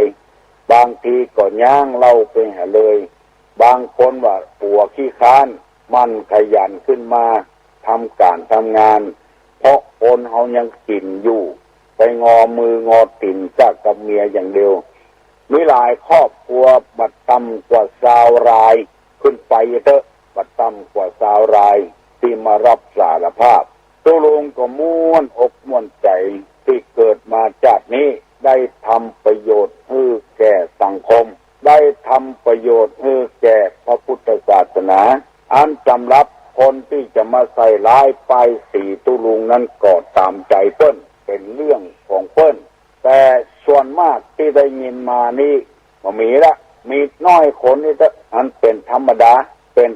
ดาของแมงบงเปิ้นปลูกกะหล่ำไว้ไปกินของเปิ้นแมงบงเนี่ยเปิ้นปลูกผักกาดไว้ก็ไปกินของเปิ้นแมงบงนี่มันชอบเนี่ยอย่างนั้นจะค้ำคนแต่แล้วบ่เหมือนมันก็ตายละโดนเขาฉีดยาบัดทีเนี่ยไมยลากที่เขาว่าไม้จีนอบหลวงเนี่ยมันจีนอบจ้างอยู่ตามเกาะโอ้เบอมันก็บอกไปหากเลือดแมงบงหมูนี่ไปชอบกินของที่มีราคาหมูนี้เป็นต้นของพลปเตอมันก็ไปเจาะอันในดีๆเนี่ยมันต้องไปเจาะมันเป็นนิสัยของแมงบงชอบจูจี้เปิ้นอันนั้นคือเป็นเรื่องของแมงบงมดง่ามมักน้ำมันหมูชัดทะลูมันถึงชอบใส่โต๊ดมันบ่ยกย่องกับไผบ่ยินดีกับไผลูกดื้อบ่เดียวนี้เหลือเวลาน้อยเดียวไผยังบ่ลุกเนี่ยเด้อเมื่อตะวานี้มีร้านเชียงใหม่แสงพัฒนาการไฟฟ้าโดยการนำของคุณแม่ใช้เองแช่โง่ได้ปลาลูกกระจายลูกไม่ยิงตึงตระกูลนำเอาโต๊ะหมู่ปูจามาถวายที่วัดอดสาไปซื้อถึงเมืองแก่คุณตุลุงก็ฝันปอนให้แล้วได้เอาโต๊ะหมู่ไปมอบบ่อหลวงสว่างธาตุอินจันทร์ พ่อหลวงหมู่3ตำบลสันปีเสื้อบ้านร้องขี้ควายเรียบร้อยแล้วเมื่อตะวานี้เปิ้นใครได้เฮาก็ฮื้อเปิ้นจนตันอกตันใจขอขอบคุณทางร้านเลยแล้วหลักตังแผ่นใบหนึ่งอันนี้เอาถวายฮื้อวัดโสพนารามตู้ลงกบปั่นปอนไปแล้วยังบปอตระกูลนี้ปาลูกปาหลานแม่ใส่เองแต่โง่นี่ขึ้นวิหารไปบริจาคลงศพเพื่อคนยากคนจนแล้วบริจาคไถ่ถอนชีวิตทรัพย์มีโครงการไว้วัดนี่หลายโครงการพูดถึงโครงการนี้อยากจะให้วัดต่างหลายต่างๆทำโครงการไว้คนใดที่เฮาหันเฮาเนี่ยแท้ๆนี่เปิ้นตึงมาช่วยคนเดียวเปิ้นฮัลโหลครับลุงครับคือนี่ผมขอถามปัญหาได้กะจะถามปัญหาละออนนะพวกหันละออนหายไปหลายวันละต้องก๊อบน้องอะไรอย่างนั้นมันให้จะมันมีปัญหาอะไรแม่น่ะจะถามปัญหาอันอะไรเนี่ยวันคนเอากับคนเท่าลงไปเนาะเอาธรรมะล้วนละออนมันก็แต่ยังละออนนี่มันยังเล่นของเล่นอะไรยังรถยนต์เนาะเมื่อเป็นละออนมันก็เล่นของเล่นไปก่อนอย่างเงี้ยมันก็เลยมันก็เอาจากละออนก็ถามปัญหาอะไรอย่างก็มาฟังคำเนี่ยอันที่จะถามละออนเลยหน้าชอบจิงตาหน้าเหมือนเสือชอบหัวกับผมคืออย่างอะไรชอบจิงตาหน้าเหมือนเสือชอบอยู่กับคนอันนี้ถามละออนน้องอะไรอย่างที่ดูรายการฟังรายการตุลูหรือก่อนน้องก๊อฟน้องจิ๊บน้องอะไรอย่างชัดต่อน้องอาร์มน้องป๊อปน้องพิมน้องบิวน้องโป้ตาย3 ปีปะเน่าพกหัวเขาล่องน่องคืออะไรอย่างต้องขอครับแต่ไว้สาธุครับเจริญพรตาย3 ปีปะเน่าพกหัวเขาล่องน่องหน้าเหม็นหน้าเป็นเสือกินเนื้ออยู่กับคนคืออะไรอย่างเอาน้องว่าจะได้น้องป๊อปน้องอาร์มน้องบิวน้องพิมน้องโก้หายไปหมดประเดี๋ยวเพราะว่าที่ตุลุงคือละอ่อนตอบนะมันเป็นกุศโลบายของตุลุงจากหักฮัลโหลก็ไปการทำปัญหาอย่างง่ายครับในทางพุทธศาสนาได้กล่าวไว้ในที่ปฏิบัติทิศเบื้องหน้านั้นหมายถึงทิศอย่างครับคือว่าทิศทั้ง6แต่ทิศเบื้องหน้าหมายถึงทิศอย่างตอบไปไว้ครับใครตอบได้3ปัญหาแล้วเนอะมันเป็นกุศโลบายของตุลุงทีแรกเขาก็ถามละอ่อนเนี่ยก่อนเมื่อละอ่อนตอบไปคนเอาต่อไปเขาก็เอาคนใหญ่เพราะว่าละอ่อนนี้บ่ใครมีปัญหาเนี่ยคะแนนป้อนข้อมูลไว้ให้เขาเถอะที่ถามอะไรเนี่ยมีตู้เจ้าก็มีชาวบ้านก็มีว่าไร้สาระปัญหาไร้สาระเปิ้นว่าอย่าคือตุลุงก็เบี่ยงเบนมาเอาคุณธรรมมาใส่คนใหญ่แล้วคนใหญ่ก็บอกว่าใครฮื้อละอ่อนตอบแต่แล้วคนเดียวเนาะก็ออกแม่ออกใจไผก็ดีเอาใจใส่ฮัลโหลเอาถึง3ข้อเนาะข้อแรกนี่ไอ้หยังหน้าเหมือนเสือกินเนื้อปัญหาธรรมะทิศเบื้องหน้าคือไอ้หยังทิศตะวันออกคือทิศเบื้องหน้าคือพ่อคือแม่ยินดีเนอะตาย3 ปีมันเน่าพกหัวเขางองมาได้เนาะถามปัญหาแล้วก็อ่อนดีกว่าเนาะยินดีเนอะน้องพิษสมัยเอากันสั้นๆเนี่ยพวกคนมันหลายฮัลโหลครับไปจะถามปัญหาข้อครับโลไม่วิหารที่ว่ามุทิตานั่นแปลว่าอย่างแต่หลวงพ่อเนี่ยเมตตาคืออย่างนี้ครับเมตตาคืออะไรมุทิตาคืออะไรช่วยตอบมาเนอะละเอกละอ่อนถ้าจะย่างฟังตูอุ้ยละน้องอามน้องป๊อปน้องบิวน้องพิมน้องโป้น้ น้องอย่างแทมมารู้เนี่ยจำชื่อมาได้ฮัลโหลเออเจ้าอันเจ้าจะเสริมเรื่องบารมีของแม่น้อยนะเจ้าให้เนาะแม่เป็นผู้ก็ไปสนับถวายพระพรจริงนะเจ้าตอนหัวค่ำก่อนไปก็ได้แจ้งเนาะได้แจ้งแล้วก็คนก็ไปกันนัดนะเจ้ามาค่ำเจ้าไปหักไปเลยนะเจ้าจัดสรุปไปแล้วนะห้ามคนขับไปบัตรก็ไปทำต่อนะเจ้าก็จะมีซุ้มอาหารนี่อย่างซึ่งขายซึ่งแจกฟรีเนาะคนก็เดินกินเดินซื้อกันพอกินเสร็จก็ทำส่วนต้องการแล้วก็ต้องเฉพาะแบบเหมือนกับมันจะท่วมจังเลยต้องเป็นชั่วโมงจะลุงเป็นชั่วโมงเลยเจ้าทั่วไปหมดเจ้าก็สัก7 โมงกับเดินหมอกจะทำพิธีพอจุดเทียนข้อเพลงเสร็จปุ๊บคนยุดตกจะลุงคนจะได้ติดตานะจังหวะในบารมีของแม่แท้นี่นะแม่น้องนะเป็นตอมไม่ได้จริงเนี่ยก่อนเนาะเป็นตอมใบฝนตกเต็มที่จะพอแบบจิ้มเลยแล้วติดปลายกับฝนเต็มเย็นเลยแต่มันหลับของทางบรรยากาศยังไงแต่ว่าเปียกกันหมดที่ไหนฮะสารกลางศูนย์เรียนรู้จ้าในศูนย์เรียนรู้มีร้านสุขาจ้ะเจ้าโรมาเล่าว่าเนี่ยเสริมบารมีของความเป็นแม่ความเป็นแม่มาอีนะเจ้าเจริญพรแม่เป็นผู้ให้ทุกอย่างเลยแม้กระทั่งฝนตกลงมาเหมือนเทน้ำเทท่าฮัลโหลก้อยไปเลยวันนี้เสียงก้อยตอบว่าเจ้าใดฮะยังดังไม่ยังเจ้าดังละเนาะเจ้าต่างพวกก็ถามว่าใดก็เมตตาจ้ะเมตตาแปลว่าอะไรเมตตาก็หมายความว่าคนมีน้ำใจต่อคนอื่นนะเจ้าครับปรารถนาจะให้คนอื่นเป็นสุขกรุณาแปลว่ามุทิตากะแปลว่าอย่างฮัลโหลดักปิ้งไปเห็นแล้วยินดียินบานกับพี่น้องทั้งหลายเนอะตวาบสวดกรรมฐานปฏิบัติกรรมฐานก็ออกแม่ออกมาจากทั่วสานุทิศได้สบายอกสบายใจเป็นอย่างมากฮัลโหลได้ยินแล้วโทรมาจากไหนนั่นประคำหลวงสัมปตองเนาะ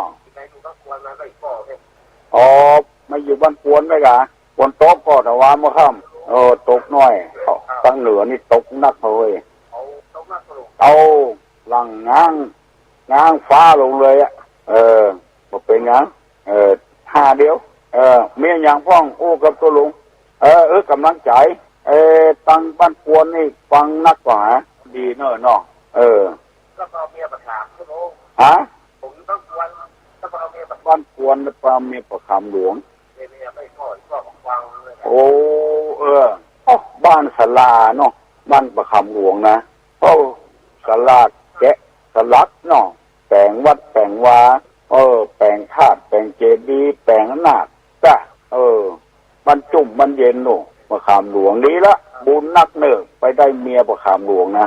ครอบครัวเพิ่นเจริญเนอะเพิ่นบ่มีอบายมุกตัวใดเนอะบ้านประคำหลวงนี่เคยไปเตะไปอย่างละแต่ก่อนนี่นักแท้เนอะไฮโลลุกตั้งแต่ปากทางเข้าไปเสียติ่งทันใดเพื่อเดี๋ยวนี้บักนึงเนาะมาดักปิ้งเขาดีแต่ขอยินดีตัวเนอะ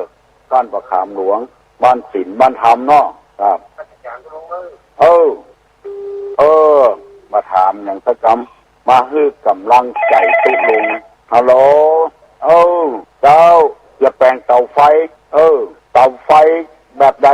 เตาไฟมีเตา4 ต้น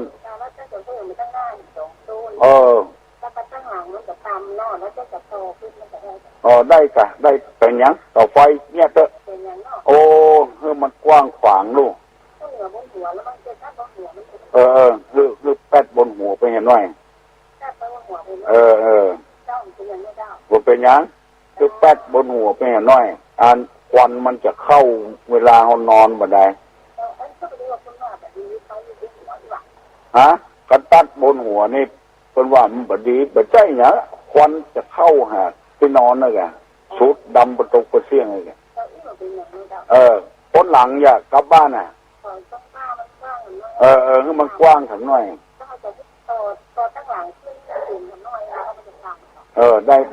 ได้ทำไปเถอะอนุโลมทำเถอะเนอะตามสบายใจเลย แต่เนี้ยยังก็ได้แต่ของจะไปมันถูกอย่างเป็นว่าแต่งประตูเงื่อนตัดประตูบ้านนะบดีเนี่ยที่มันบดีก็เพราะคนอยู่ตั้งนอกบ้านหันประตูประเสี่ยงถ่ายผ้าถ่ายครัวก็หันเวลามีไอ้อย่างโจรม่านหันผ้าก็ลวดเข้าประตูบ้านลวดประตูเฮือนตัวคนฮึบแป๊ดกันเห็นน้อยอันนี้เป็นกรรมคืดกรรมจาในสมัยโบราณแต่ก่อนนี่มันแปะต้องเข้าแพะเข้าป่าไปเอาจ้อนตักกินน้ำบันไดเป็นฝนเป็นฟ้าเปียกฟ้าผ่าเอาของที่บดีใจถ้วยตักกินน้ำก็บ่ได้ตกคืดตกจาแต่ก่อนมันมีเสือมีสิงสัตว์ป่าสัตว์ห้ายบัดเดียวมันบ่มีละฮัลโหลน้องหยังน้องมิ้นฮะบ้านป่าลานป่ามากน้องมิ้นบ้านป่ามากหางโดงตอบแล้วฮะแมวหน้าเหมือนเสือกินเนื้ออยู่กับคนถูกต้องแล้วครับยินดีนะน้องมิ้นน้องมิ้นบ้านป่ามากอำเภอหางโดงเจ้าวันหน้าโทรมาหาตู้อุ้ยทันน้องมิ้นตอบมาแล้วที่เพื่อนถามตะกี้นะตาย3 ปีฮัลโหลตอบปัญหามุทิตาแปลว่าหมายถึงสรรเสริญผู้ที่กระทำความดีพลอยยินดีเมื่อผู้อื่นได้ดีฮะเก่งมากอุบาสิกาของพระพุทธศาสนายินดีกับเปิ้นจะไปปล่อยเปิ้นทำใจนี่สูงจะไปแปลงใจต่ำฮัลโหล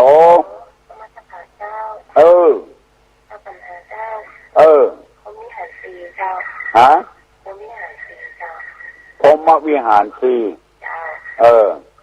เมตตาปรารถนาให้คนอื่นมีความสุขกรุณาปรารถนาให้คนอื่นพ้นทุกข์มุทิตาคอยยินดีที่ผู้อื่นได้ดีอุเบกขาวางเฉยไม่ดีใจไม่เสียใจเมื่อผู้อื่นวิบัติเก่งมากเลยบัดเดียวนี้ธรรมะเข้าถึงบ้านถึงจองแล้วบัดเดียวนะตัวลุงดีใจแต่บอกว่าคนหนุ่มคนกำละเอ็กละอ่อนคนเฒ่าคนแก่ปากันได้ธรรมะธรรมโมเป็นอันมากแล้วตัวลุงจะพยายามป้อนไปอยู่เรื่อยๆแล้วก็ฟังตัวเจ้าตนอื่นตัวที่เปิ้นออกวิทยุพระพุทธศาสนาจังหวัดเชียงใหม่เปิ้นนี่ไฟเขียวนะโดยเฉพาะอย่างยิ่ง96 เมกะเฮิรตซ์เนี่ยเปิดวันค่ำฮัลโหลไม่ถามปัญหาข้อหนึ่งครับพุทธประวัติแปลว่าอย่าง1 ข้อครับ2รูปเวทนาสัญญาสังขารเป็นขันธ์อะไรอย่างครับมาตอนตอบสกรรมฮัลโหลดังๆแต่น้อยหรอได้ยินแล้ว3 ปีบรรเน่าพวกหัวเขาคงงงครบ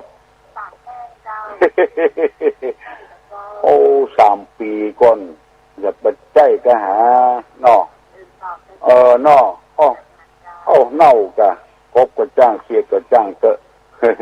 ตาย3 ปีบ่เน่าพวกหัวเขาคงงงบ่ใจเฮาเนาะเสียดนี่บ่ใจครบก็จ้างเสียดก็จ้างบ่ใจฮัลโหล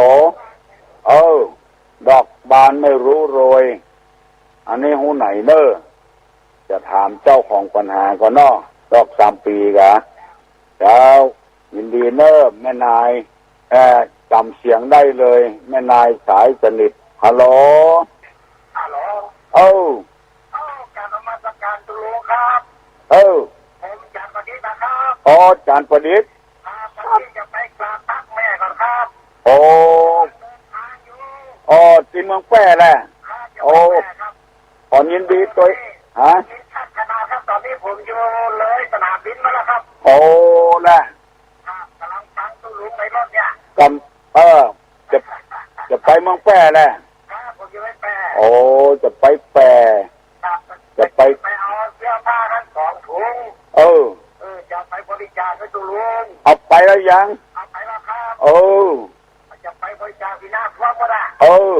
ดีแล้ว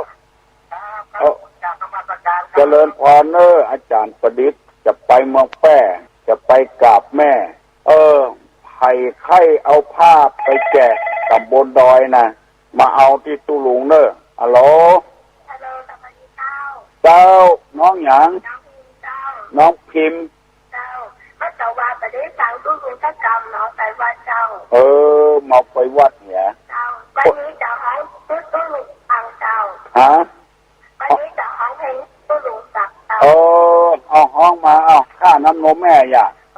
พอเลยเอาแม่นี้มีบุญแม่นี้มีบุญคุณอันใหญ่หลวงแม่เฝ้าห่วงลูกจะรักเมื่อยังนอนเต้แม่เราเฝ้าโอลายก็ลูกน้อยนั่งเตะห่างมันเองไปจนใจแต่แล้วจนโตแม่ถนอมแม่พายท้องเลือกเลิศจะรักลูกปัดดวงใจแต่โตเลยจนใหญ่เลยนะอะไรไม่ใช่ใจนะต้องการน้ำนมที่เป็นไทยดีถ้าน้ำนมแม่นี้จะมีอะไรเหมาะสมว่าแม่จ๋าลูกคิดถึงค่าน้ำนมเลือดในอกผสมกันเป็นน้ำนมให้ลูกดื่มกินค่าน้ำนมควรชวนให้ลูกฟังแต่เมื่อแล้วเสียงดังถึงฟ้าหนักกว่าแผ่นดินเรียนภาคเสียงทนสิ่งหยดน้ำนมทิ้งทดแทนไม่สิ้นพระคุณชวดยินดีนะน้องเนอเจริญเนอลูกเนอแต่ว่าเพิ่งเคยได้ยินน้องห้องเพลงมันได้ไผ่ไปห้องสกรรมวันนี้ห้องมาแล้วประนมมือขึ้นเนอทุกลุงจะปั่นปอนแล้วสัพพะโลคาขอทำสายเอาใจกันนะฮัลโหลเจริญพรถูกต้องละถูกต้องละเจริญพรสัพพะโลคาวินิมุตโตสัพพะสันตาปวัตติโตสัพพะเวระมติกันโตนิพุตโตจตุวังภวสัพพีปิโยวิวัชชันตุสัพพะโรโควินัสตุมาเตภวะตวนกลาโยสุขี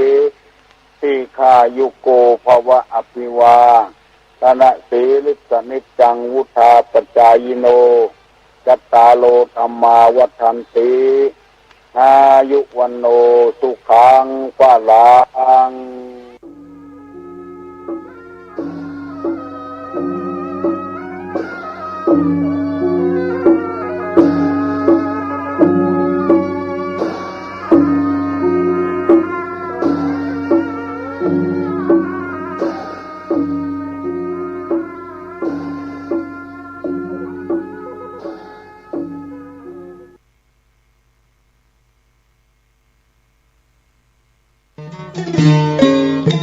ข่าวสารเพื่อการประชาสัมพันธ์ขอเชิญชวนผู้ใจบุญใจกุศลร่วมทำบุญทอดผ้าป่าสามัคคีประจำปีพุทธศักราช 2568 เพื่อบูรณะวิหารปูพื้นกระเบื้องไวนิลตารางเมตรละ699 บาทจำนวน150ตารางเมตรทำโครงเหล็กป้องกันนกรอบวิหารราดพื้นเททรายล้างหน้าวิหารราวบันไดเหล็กสแตนเลสทาสีรอบวิหารเปลี่ยนระบบไฟฟ้าปรับปรุงทัศนียภาพวิหารบูรณะปฏิสังขรณ์ถาวรวัตถุภายในวัดทอดถวายณวัดดอนตันตำบลเหมืองแก้วอำเภอแม่ริมจังหวัดเชียงใหม่ตรงกับวันเสาร์ที่1 พฤศจิกายนพุทธศักราช 2568 ช่วงเช้า 9:39 นาทีเป็นต้นไปก็ขอเชิญชวนศรัทธานักศีลนักบุญทั้งหลายร่วมงานบุญทอดผ้าป่าสา มัคคีครั้งนี้เพื่อบูรณะวิหารปูพื้นกระเบื้องไวนิลรวมไปถึงทำโครงเหล็กป้องกันนกรอบวิหารราดพื้นเททรายร้างหน้าวิหารราวบันไดเหล็กสแตนเลสทาสีรอบวิหารเปลี่ยนระบบไฟฟ้าปรับปรุงทัศนียภาพวิหารบูรณะปฏิสังขรณ์ถาวรวัตถุภายในวัดดอนตันตำบลเหมืองแก้วอำเภอแม่ริมจังหวัดเชียงใหม่เสาร์ที่1 พฤศจิกายน 2568 นี้เชิญท่านร่วมงานร่วมบุญร่วมบริจาคได้บุญได้กุศลโดยทั่วหน้ากัน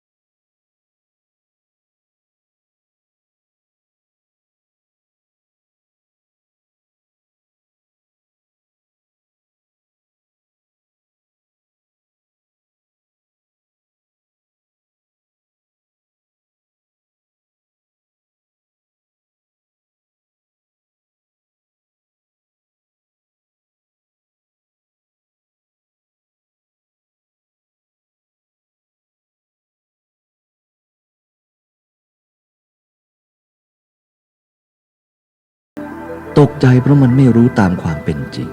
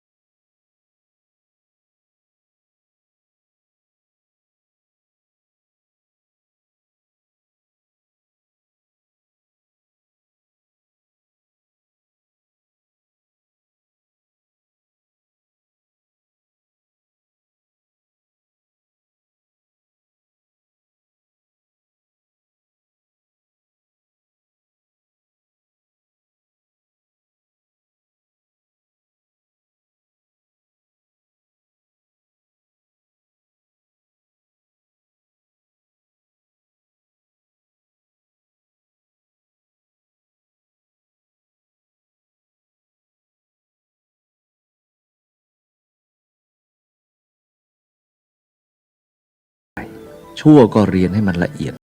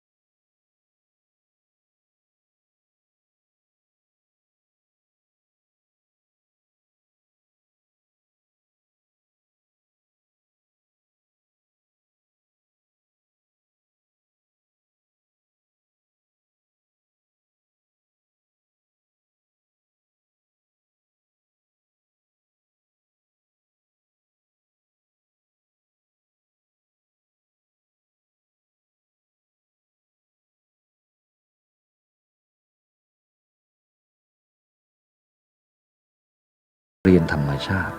เหมือนนักเรียนเกโรงเรียนไม่อยากจะไปเรียน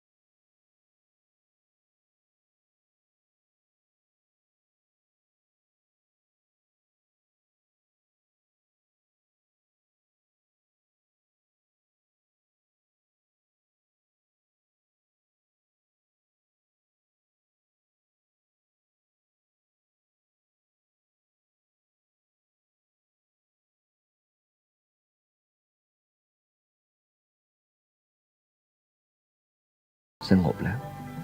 ถ้าลิงมันโดดหน้าโดดหลังโยมก็สบายใจ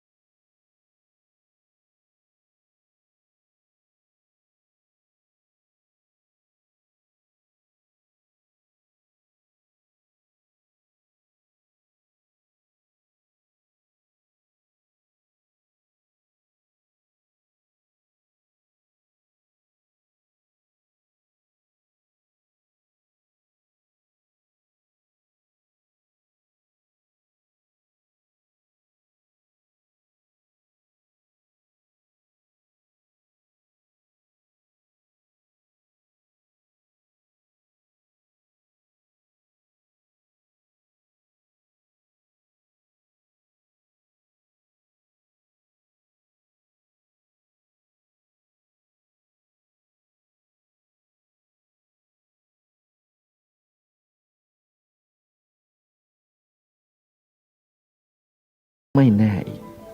นี่มันต้องการถ่ายทอดโยมเหมือนลมหายใจเข้าออกมันต้องหายใจเข้าหายใจออกมันอยู่ด้วยการเปลี่ยนแปลงทุกอย่างอยู่ด้วยการเปลี่ยนแปลงอย่างนี้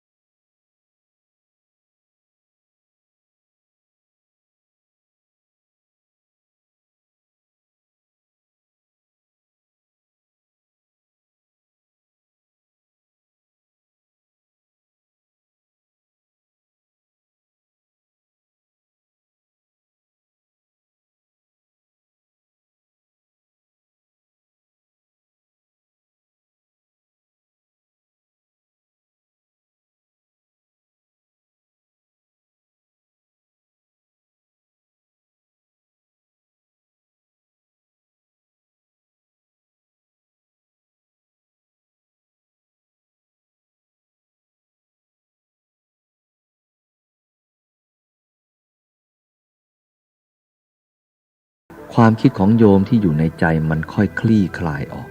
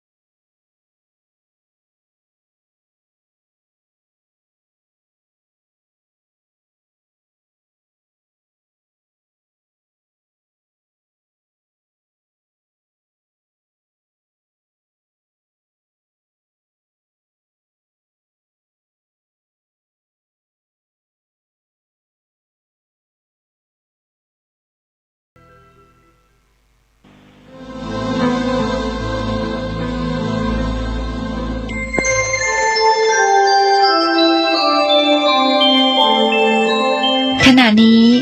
ท่านกำลังฟังสถานีวิทยุกระจายเสียง FM 104.5 เมกะเฮิรตซ์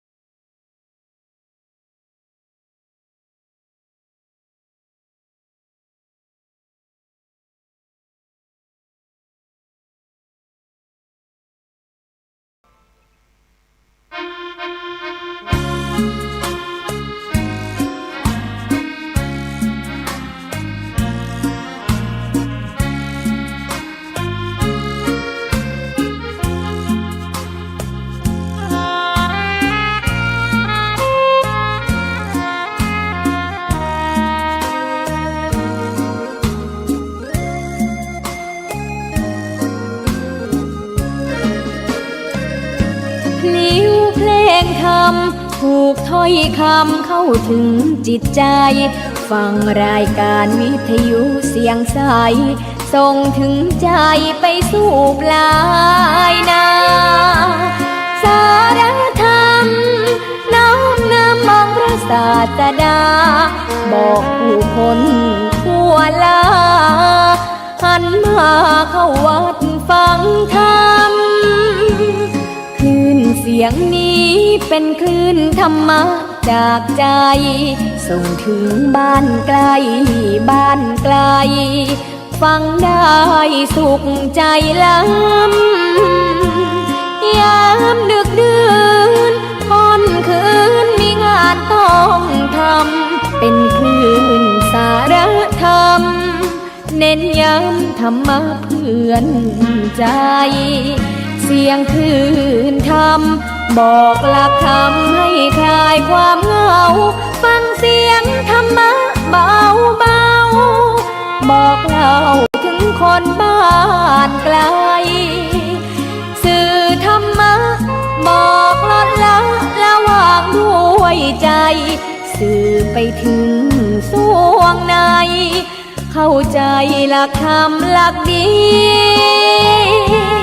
พลิ้วเพลงธรรมผูกสัมพันธ์จิตใจร่าเริงฟังสาระธรรมะบันเทิงรื่นเริงในชีวิตยามวันว่างเดินทางไปเยี่ยมสถานีนัดพบกันน้องพี่วันนี้วันดีวันเสาร์สวดมนต์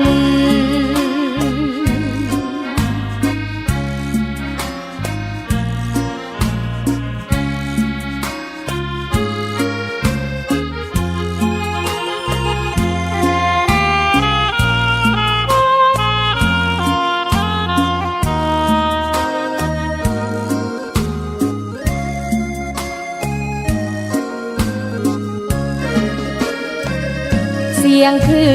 นธรรมบอกหลักธรรมให้คลายความเหงาฟังเสียงธรรมะเบาเบาบอกเล่าถึงคนบ้านไกลสื่อธรรมะบอกลดล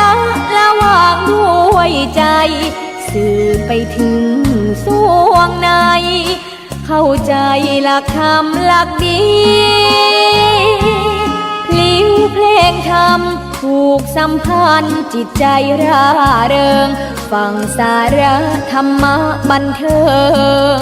รื่นเริงในชีวิตยามวันว่างเดินทางไปเยี่ยมสถานีนัดพบกันน้องพี่วันนี้วันดีวันเสาร์สวดมนต์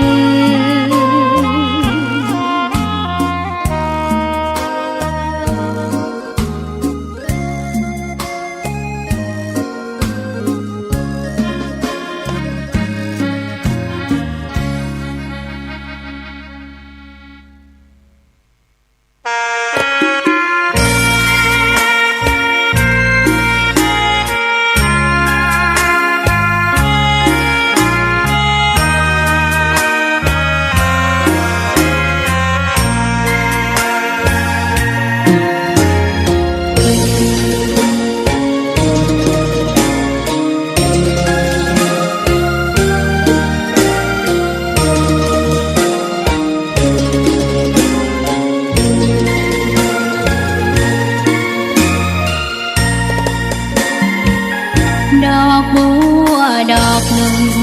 พึงใจไว้เพื่อบูชาแด่องค์พระศาสดาสัมมาสัมพุทธเจ้ามีความงามเงียบไม่เปรียบเทียบเขาเทียบเราใครมองไม่งามช่างเขาแต่เจ้าก็คือ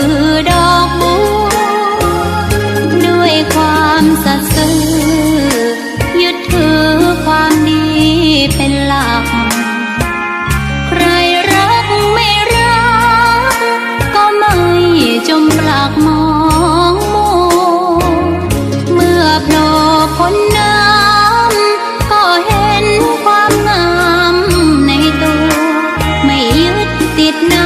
ตมชั่วขอเป็นดอกบัวดอกดีใครไม่มองว่าบัวงามเด่นแต่บัวก็เป็นดอกบัวทุกวันอย่างนี้ไม่อยากเด่นดังแต่มุ่งหวังในทางเด่นดีเกิดมาเพื่อสร้างบารมีถวายชีพนี้บูชาดอกบัวดอกน้อยเฝ้าคอยคนที่ใจบุญมาโอบเอื้อเกื้อกูลรู้ค่าของบุญเก็บบัวขึ้นมาเพื่อสร้างความดีและเสริมบารมีดังว่าใช้ดอกบัวนี้บูชาพระสัมมาสัมพุทธองค์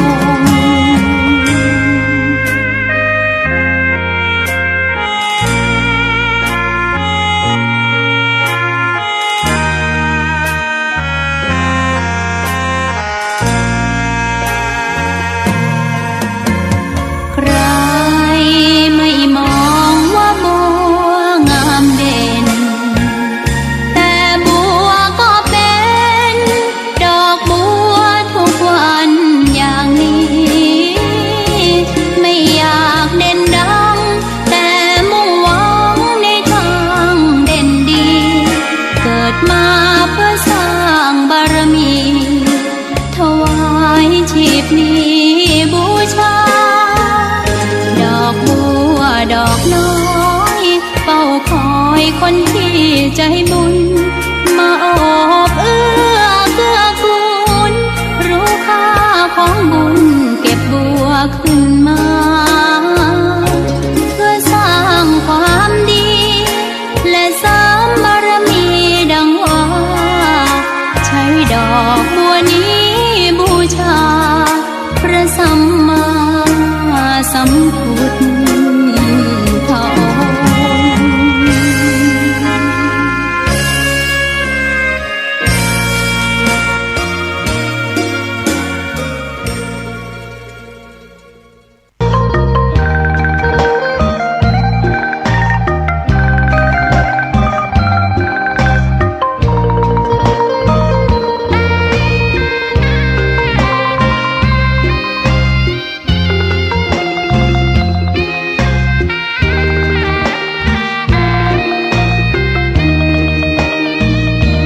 ะตาฟ้าหรือบารมีชักนำถึงอยู่แสนไกลล้ำพระธรรมไม่มีมองไม่ฟ้าเพียงดินยังทวินฝันไฟเข้าดงขมิ้นเมื่อใดอิ่มอกอิ่มใจเสมอสายทางคนดีใจน้อมอธิษฐานบารมีสิ่งดีที่ได้พบเจอเห็นชายผ้าเหลืองทุกวันฝันเพ้ออยากบวชจริงละเมอเข้าวัดบ้าน